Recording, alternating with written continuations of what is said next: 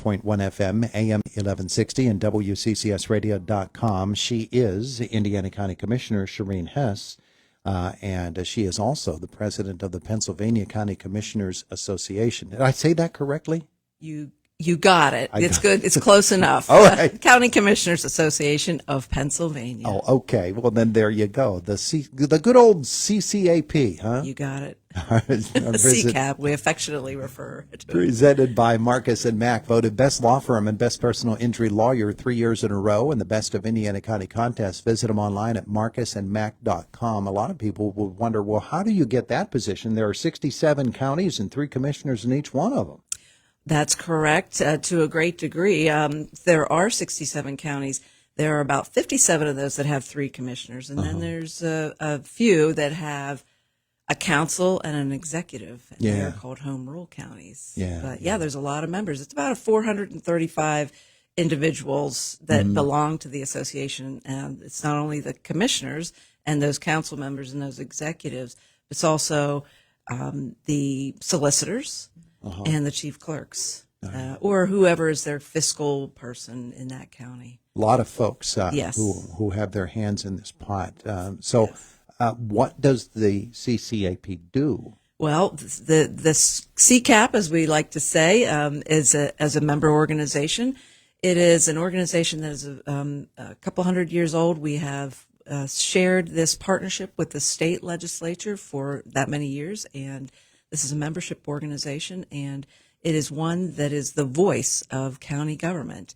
So these are folks who work there and members who promote all things county government, such as human services, elections, public safety, property assessment and taxation, community development and economic development, any number of things that happen in a daily life that has to do with county government. That association is there talking with our state officials, talking with federal officials about how to help us deliver programs and services to the best of our ability. A lot of common interests and a lot of cooperation required with county government and the state government. So, that's a natural fit. So you held your first meeting recently? Yes. Well, we had we are having our Legislative Priorities Day in Harrisburg at the end of this month. So that will be my first CCAP related activity. But I did go to a conference in Washington, D.C. last week. It was for the presidents, for my counterparts in the other states of the country, and the executives who work for their associations. Every state has an association. So yes, it was very exciting. Got to meet my counterparts. Got to hear what's happening at the federal. There's a National Association of Counties, and so we got a lot of information about what's happening at the federal level, especially now that there's going to be a change in administration. There's a lot of, what does that look like? What are the new policies and so on look like in terms of county government? Yeah. I would guess that the information and even the seminars, the breakout sessions that they hold at these things would be really fascinating. They are. And especially depending upon what your main interests are within your county. There are certain priorities that our county might set that another county in the eastern half of the state or even in another state, they'd have an entirely different list of priority things that they would be concerned about. That is true, absolutely true. But there's one thing that we all share in common. There's a few, but disaster recovery, preparation, and response is definitely one that all counties share. And in fact, that was their opening summit seminar to talk about what that looks like. And they had the folks from California and Florida and North Carolina on that panel. But it was all relevant to what we experience here in Pennsylvania and even in Indiana County with flooding. And, you never know what kind of disaster. But we have a great emergency management agency.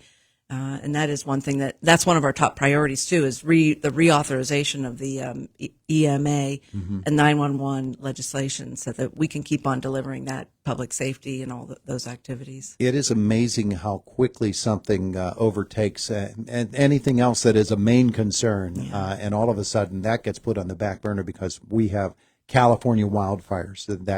That's got the whole nation in its grip right now. It does. The hurricanes of the fall, same thing. Blizzards and things of that nature. Tornado season will come. It'll bring with it extra flooding. All of these things And they're all matters of concern for counties because those impact people's daily lives. They really do. And their pocketbooks, their property, their safety, you talk about life and death. So yes, all very important issues, and that is top of mind, and expensive. The Sure. cost of being prepared to respond to those disasters.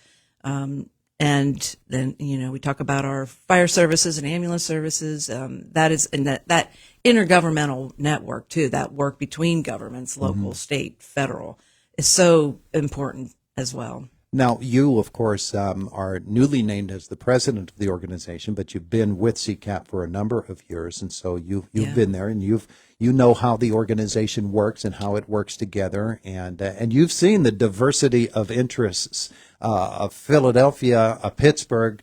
They are much different in what they're thinking of in terms of taxation, for instance. Than we are here. We're so concerned about property taxes here. Yes. They're not so much concerned about property taxes in Philadelphia. I wouldn't necessarily say that, but I will say that the commissioners we work with at CCAP are the commissioners who are actually elected to do only elections. So it's kind of an interesting dynamic in Philadelphia. But you in general, yeah, you're right. The issues are slightly different, but there is so much commonality, and that's the one thing about this association is it is the unified voice for counties. So we do find plenty of things where the commonalities are, that public safety thing and human services, mental health services and drug and alcohol, substance use services and housing and employment, workforce development, veterans outreach, veteran service, aging services. I'd say every county has their challenges and opportunities with all of those matters. So what is the length of your term? So as president, I'll be president for 1 year, and then I will move into the chair of the board position. Okay. And then as a former president, I will be able to remain on that board as long as I'm a commissioner. And the rest of the board is made up of the chairs of 10 policy committees, and that was one of my benefits of being a president was I was able to appoint the chairs of all those 10 policy committees, and then that individual becomes a member of the board of directors. I would think that would be a really interesting exercise in itself. It was, and it took me a couple of months actually to think about it. I was very thoughtful about it because those folks are going to play a very important role, not only on their policy committee as leading that, but also on their, on this board of directors that is, it's a very, it's an association that has plays a vital role in making sure our priorities are advanced. And there are a number of programs, insurance programs, technology programs, educational, professional development programs. So it's a very important organization for people in this arena. So you have spoken of what are the general priorities for CCAP. In the next year, with you sitting as president, what are some of the things that you anticipate will be some of the highest or biggest topics that you'll address? Yeah, so the members play this important role of voting on what the legislative priorities will be. And that happens at our fall conference.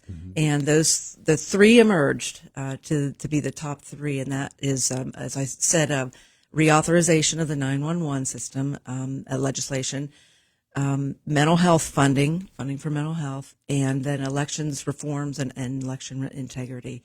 So, but that doesn't mean that's all that the association works on. There are, those 10 policy committees include other human services needs. Let's see, there's all sorts of technology. There's a broadband committee. There's a agriculture committee.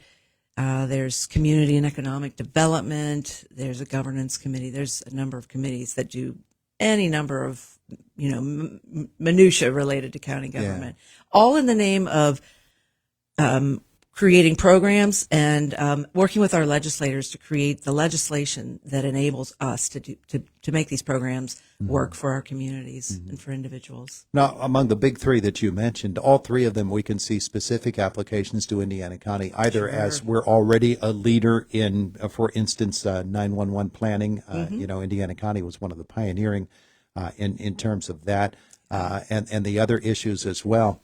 So that being the case, certainly there are issues of great concern. And it's interesting, the mental health funding, of course, Representative Struzzi has already proposed a number of bills that address mental health treatment and really funding in Pennsylvania. So Right. you've got some power behind it, the position. Well, yeah, I think that that's a really good point. And to that point, I mean, Representative Struzzi is chair of the Appropriations Committee, and Senator Pittman is the majority leader. Sure, Indiana's we hold a nice spot there in Harrisburg, and that is wonderful.